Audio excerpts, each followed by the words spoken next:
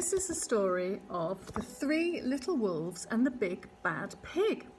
It was time for the three wolves to go out into the world, so they set off and built themselves a splendid brick house, but they hadn't reckoned on the big bad pig coming along.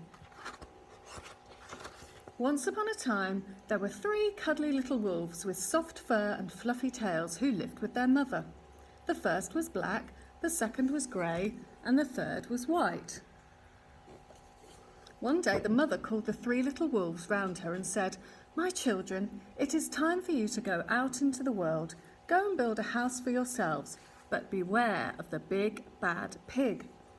"Don't worry, mother, we will watch out for him," said the three little wolves, and they set off. Soon they met a kangaroo who was pushing a wheelbarrow full of red and yellow bricks. "Please, will you give us some of your bricks?" asked the three little wolves. "Certainly," said the kangaroo, and she gave them lots of red and yellow bricks. So the three little wolves built themselves a house of bricks. They look very, very professional, don't they?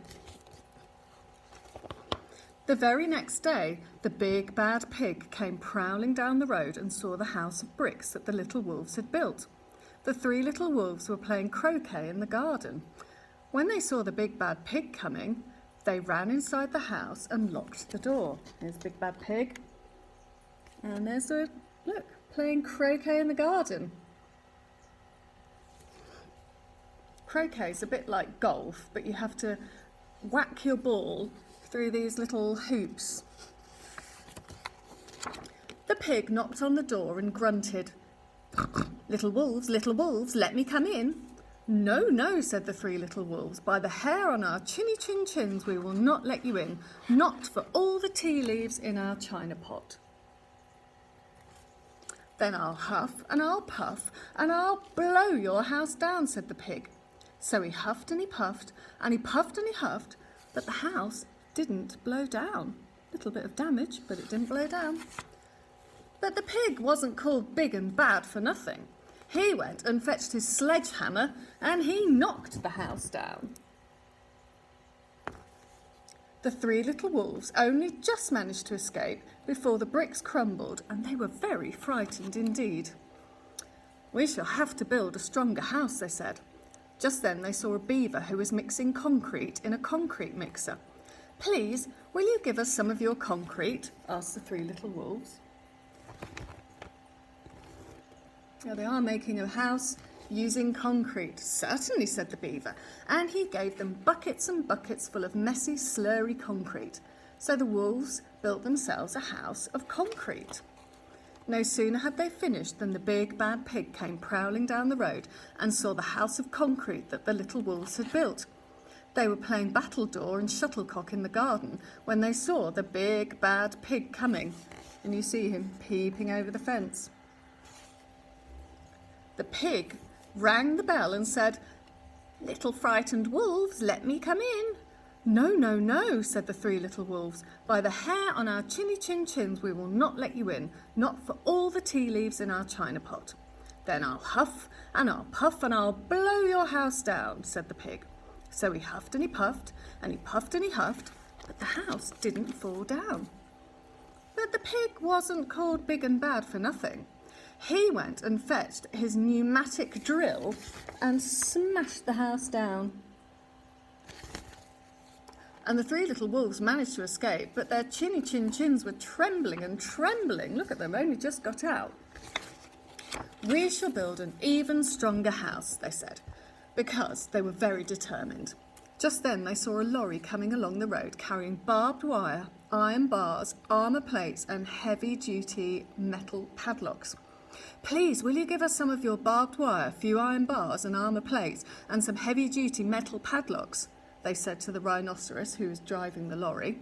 "Sure," said the rhinoceros, and he gave them plenty of barbed wire, iron bars, armour plates and heavy metal padlocks. He also gave them some plexiglass and some reinforced steel chains because he was a generous and kind-hearted rhinoceros. So the three wolves built themselves an extremely strong house. It was the strongest, securest house one could possibly imagine. They felt very relaxed and absolutely safe. The next day, the big bad pig came prowling along the road as usual. The little wolves were playing hopscotch in the garden. When they saw the big bad pig coming, they ran inside their house, bolted the door, and locked all 67 padlocks. The pig pressed the video entrance phone and said, "Frightened little wolves, with the trembling chins, come let me in." "No, no, no," said the wolves. "By the hair on our chinny chin chins, we will not let you in, not for all the tea leaves in our china pot. Then I'll huff and I'll puff and I'll blow your house down," said the pig. So he huffed and he puffed, and he puffed and he huffed. There he is. But the house did not fall down. The pig wasn't called big and bad for nothing.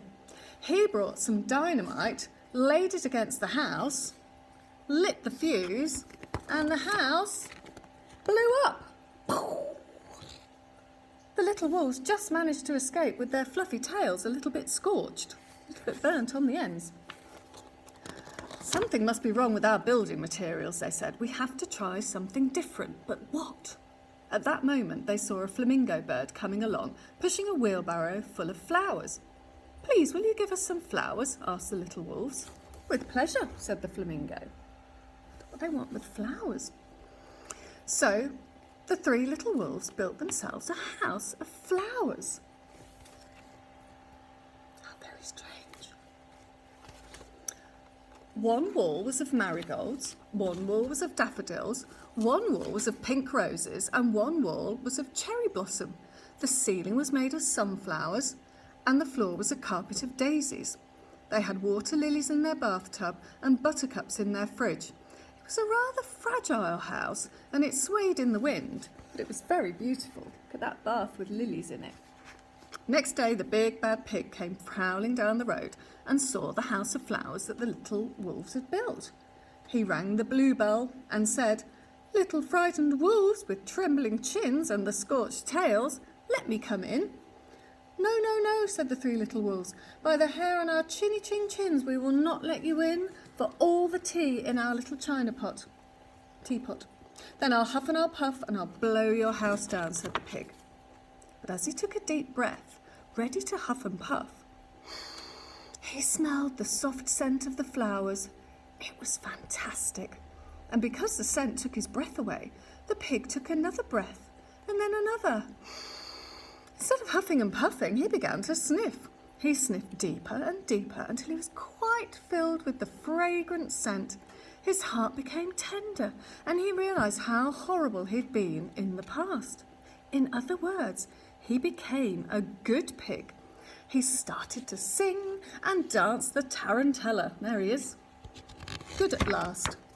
At first, the three little wolves were a bit worried, thinking it might be a trick. But soon they realised that the pig has truly changed. So they came running out of the house. They introduced themselves and started playing games with him. First, they played Pig Pog. And then they played Piggy in the Middle, and when they were all tired, they invited him into the house. They offered him china tea and strawberries and wolfberries and asked him to stay with them as long as he waited. The pig accepted, and they all lived happily ever after together. Oh, what a lovely ending.